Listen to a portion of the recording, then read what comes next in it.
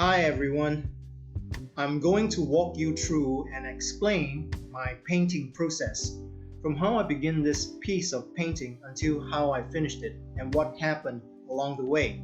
This painting is actually based on a photo of the German model Miss Lorena Ray. I chose to paint based on it because of the soft pastel-like colors and because Lorena is very beautiful. I like the soft lighting in this.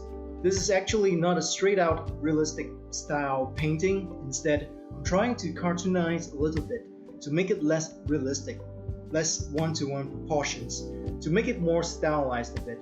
So I thought I would try to give this a go and try to paint Lorena in a slightly more stylized, non-realistic look. So the first thing that I start with is always try draft out the basic things I need.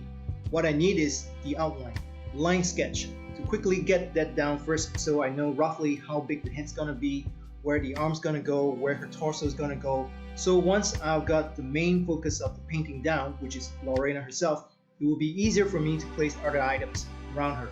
The background, the table she's leaning on, etc. etc. The outline doesn't have to be too refined, just a rough one. Then I start putting in some colors to block out the shapes and parts of the person. I'm not too bothered about the background yet because the most important thing is to get the person right, especially the face, and the rest should flow much more easily. After some basic colors, I start putting in a bit more like tones onto the face area, darker skin colors and some lighter skin colors because both shadows and highlights will be able to form the shape of the face. It will form the contour of the face, and in turn it will look more three-dimensional instead of flat.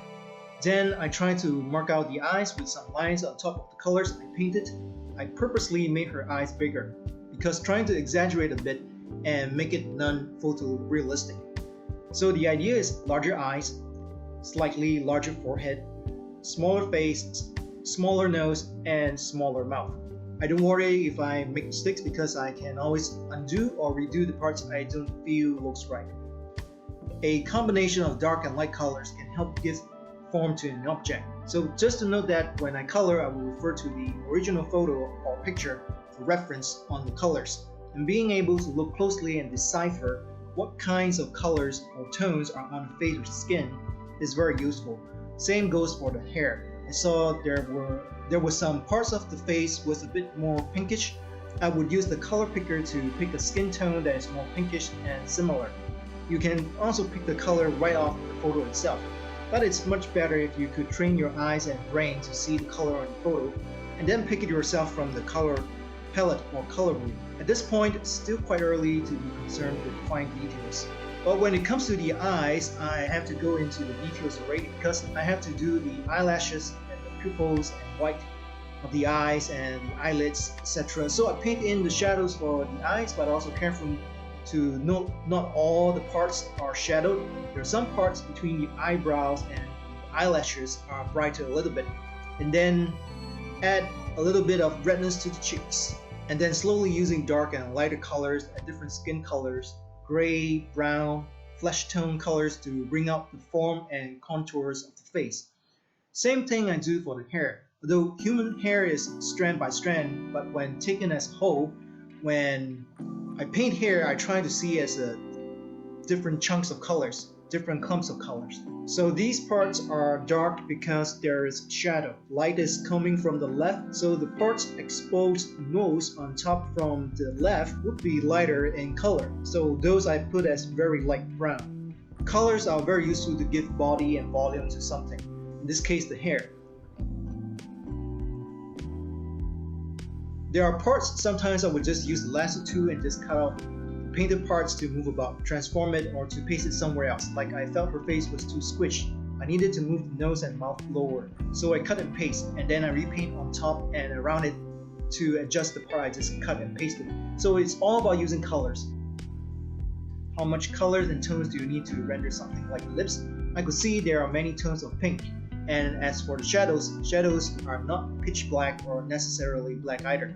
I saw from the photos bits of purple, purplish gray for the shadows, and that's how I painted the colors for the lips. A combination of different pinks highlights because the light reflects on her lower lips a bit, so you could see that it is a little bit reflected, so that it gives that luscious, beautiful lips look.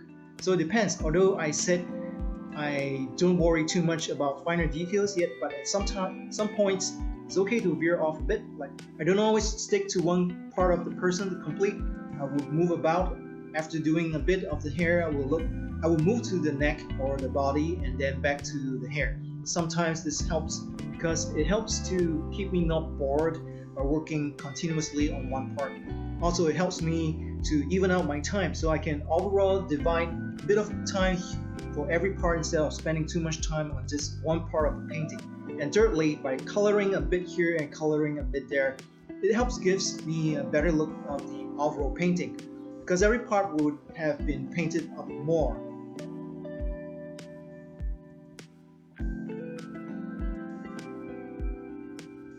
The most important thing is to get the look and feel you want for the painting. So here I'm actually trying to readjust her right arm and torso a bit because it looks squished. So I am recoloring her arm out a bit to her right. And I felt it was time I started throwing in colors for her background because it will help establish the sense of where she is and how she will fit into the background and look more natural as I paint along. So I use a combination of brushes and textures with broad, large brushes to block in the background colors. Textures in the brushes make the painting look less artificial and fake. I don't really use any special tool for straight lines when I paint. Occasionally I use the box select tool. Most things I just do freehand on the digital painting tablet I'm using for my PC.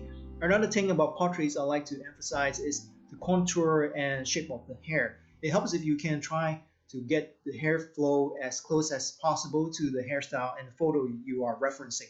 It helps to make the portrait look more like the person you're painting because our hairstyle is also part of our identity, right? How many times have you had a different haircut or your friend had a different haircut and you commented, hey bud, you look different or you don't look like you with this new hairstyle. So I try to get the hair contour and strand flows right. The more I paint, I use more shadows and highlights to slowly amend the face so that she would have higher cheekbones and sharper chin. Combo of dark and light values, as well as detailing more finer parts of her face like her eye socket, eyelids, lower eyelids, eyelashes, pupils, corner of her eyes, etc. One thing I would emphasize is even though sometimes there's dark shadows under the nose you see in your reference photo, it's not necessarily to follow through. I usually try not to make the bottom of the nose where the nose casts shadow onto the philtrum or the tip of the nose too dark or paint the nostrils very dark. Usually it doesn't look that nice. Hence you can see I didn't use super dark all black on the nostrils.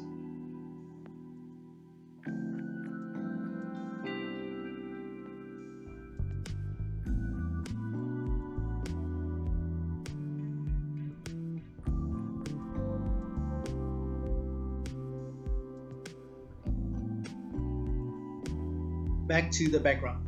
Whenever I want super straight lines, I will just use the rectangle select to select it and just fill or paint in the colors.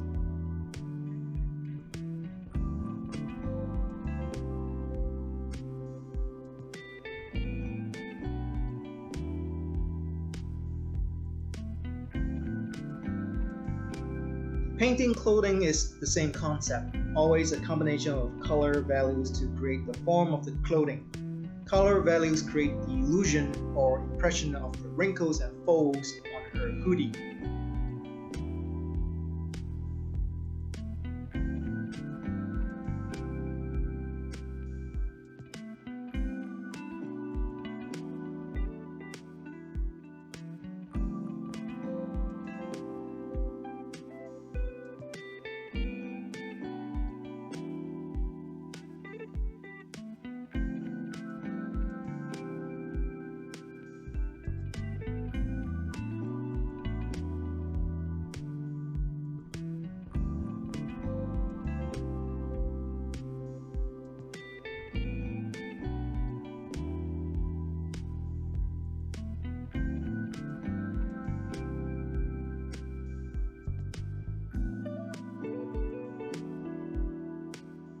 For painting the fingers on her left hand, I've already got a lot of flesh tones and colors on the face.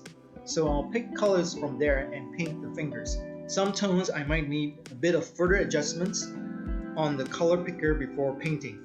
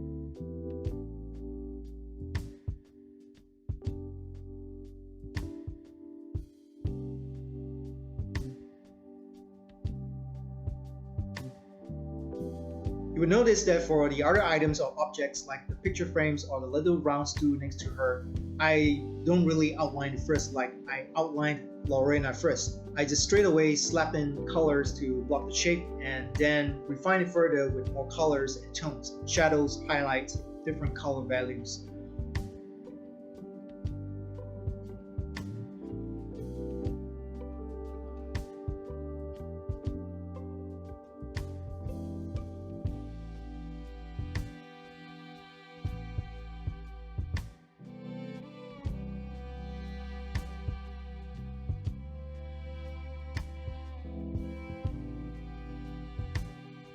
And then I take care of the rendering for the rest of the window, which is on the right.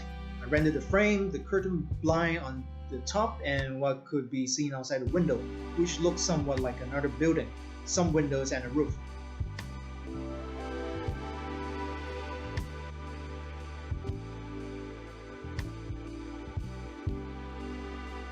And then I went back to rework a bit more on Lorena's face because I felt it needed more adjustments in terms of colors to make it more beautiful. So don't be afraid of dark colors and having lots of skin tones in a painting. It all depends on how light and shadows are cast onto the face in a photo. Lorena's face in the setting is a bit darker on the top part and brighter at the bottom, like near her chin and center of her throat, because of how the light direction in the cafe is on her. So I follow as much as such, and generally there's a bit more shadowing on the left side of her, be it her face, her fingers, or her clothing because of light coming from window on the right. Once I've got most of the things down, the rest was to spruce up the window a bit with the reflections and the details of things seen outside the window.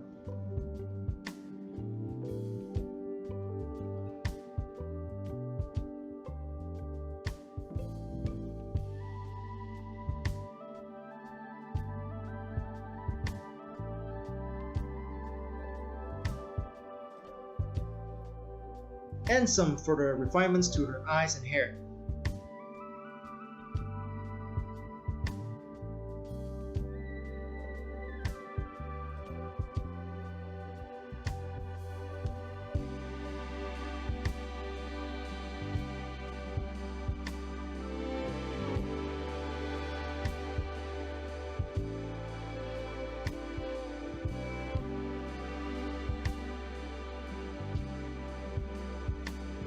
Details on her juice cup, like the label. I didn't follow exactly the juice label logo, I just added my own bunny logo. And then sign off, and that's it. I hope you enjoyed this video. Please like and subscribe if you found it useful. If you have any questions about drawing or painting, please let me know and I'll try to help by answering it the best I can from what I've learned and know. Or if you have any comments in general, do leave it here with this video and I'll get back to you as soon as possible. Also let me know if there's any specific drawing and painting topics you would like me to do or any specific video tutorials you'd like me to do for you. Thank you and hope to see you again in the next video on my channel. Thank you very much. I really appreciate it.